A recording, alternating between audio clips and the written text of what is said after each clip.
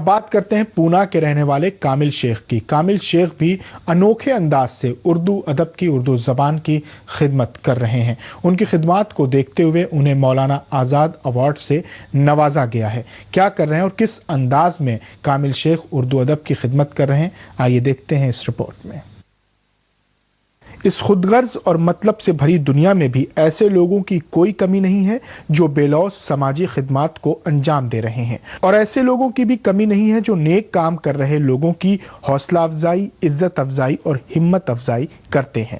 دنیا میں طرح طرح کے لوگ اپنی اپنی حیثیت اور اپنی اپنی استطاعت کے مطابق اپنے اپنے طور پر خدمات کو انجام دے رہے ہیں۔ پونا کے رہنے والے کامل شیخ ایک الگ انداز میں اردو ادب اور علم کو فروغ دے رہے ہیں۔ کامل شیخ کو ان کی اس بے مثال خدمات کو دیکھتے ہوئے مولانا آزاد ایوارڈ سے نوازا گیا ہے۔ پونا کے نہرو ہال میں منعقد ہوئی اس اعزازی تقریب میں صوبے کی معزز شخصیتوں کے ہاتھوں انہیں اعزاز و انعام حاصل ہوا۔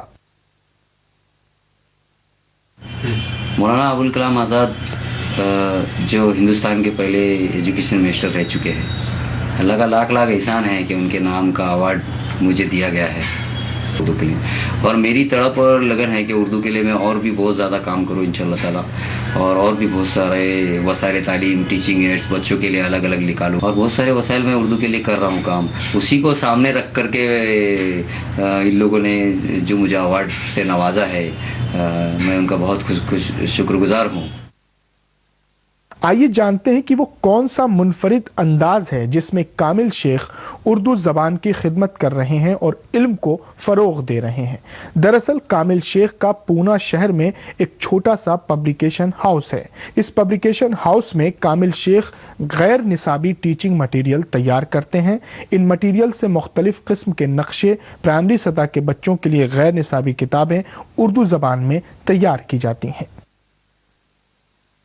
کامل شیخ کے پبلیکیشن ہاؤس سے تیار کی ہوئی کتابیں اساتذہ کرام کو بڑے پیمانے پر فائدہ پہنچاتی ہیں، ساتھ ہی چھوٹے بچوں کو بھی اردو سیکھنے میں کافی آسانی ہوتی ہے۔ پونا کے کامل شیخ کی انہیں خدمات کو دیکھتے ہوئے انہیں ایوارڈ سے نوازا گیا ہے۔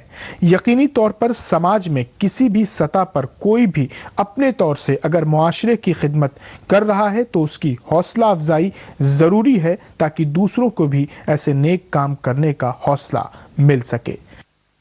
زی سلام کے لیے پونا سے محمد ساجد خان کی رپورٹ۔ ناظرین، وقت ہو گیا ایک مختصر سے وقفے کا۔ وقفے کے بعد اورنگ آباد